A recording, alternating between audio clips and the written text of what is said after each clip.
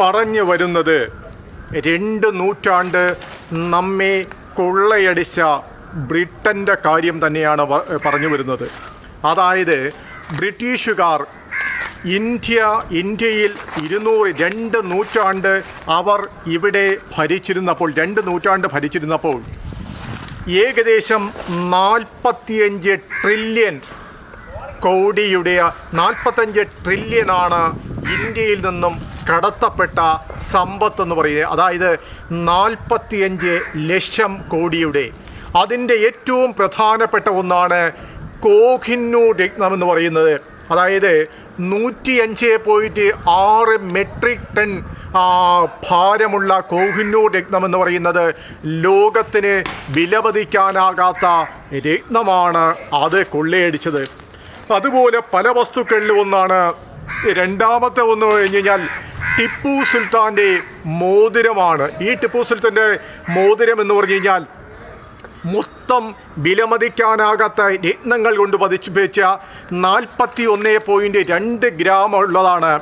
അത് ശ്രീരാമൻ്റെ ചിത്രമാലേഖനം ചെയ്ത മോതിരമാണ്. അതിൽ പതിപ്പിച്ചിട്ടുള്ള രത്നങ്ങൾക്കെന്ന് പറഞ്ഞു കഴിഞ്ഞാൽ ലോകത്ത് വിലമതിക്കാനാകാത്ത രത്നങ്ങളാണ്. അതും ബ്രിട്ടീഷുകാർ ഇന്ത്യയിൽ നിന്ന് കടത്തിയതാണ്. മൂന്നാമത്തെ എന്ന് പറഞ്ഞു കഴിഞ്ഞാൽ നമ്മുടെ മുഗൾ ചക്രവർത്തിയായിരുന്ന ഷാജഹാൻ ചക്രവർത്തി ഉപയോഗിച്ചിരുന്ന വൈൻ പാത്രം. അതും വിലമതിക്കാനാകാത്ത വിലയുള്ളതാണ്. അതിൻ്റെ പോലും വില തിട്ടപ്പെടുത്താൻ കഴിയില്ല. അത് ഇന്ത്യയിൽ നിന്നും കടത്തിക്കൊണ്ടുപോയതാണ്. അപ്പോൾ നമുക്ക് നോക്കാം. അതുപോലെ തന്നെ അമരാവതി മാർബിൾസ് 70 ശകലങ്ങളുടെ ഒരു ശേഖരമാണ്. 140 വർഷങ്ങൾക്ക് മുമ്പ് ഖനനം ചെയ്തെടുത്തതാണ്.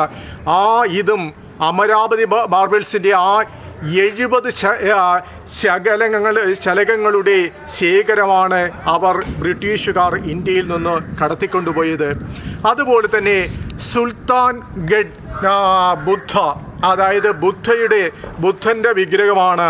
അതെന്ന് പറയുന്നത് അന്ന് ബീഹാറിലെ സുൽത്താൻ ഗഞ്ചിലാണ് അത് സ്ഥാപിച്ചിരുന്നത്. അതും അതായത് ബീഹാറിൻ്റെ ചരിത്രം പോലും മാറ്റിമറിക്കാവുന്ന അത്ഭുതപരമായ ഒരു ബുദ്ധ പ്രതിമയാണ്. അതും എന്തു ചെയ്തു ബ്രിട്ടീഷുകാർ. അങ്ങനെ ഏകദേശം 45 ലക്ഷം കോടിയാണ് ഈ കൊള്ളക്കാർ നമ്മളെ കൊള്ളയടിച്ചത്.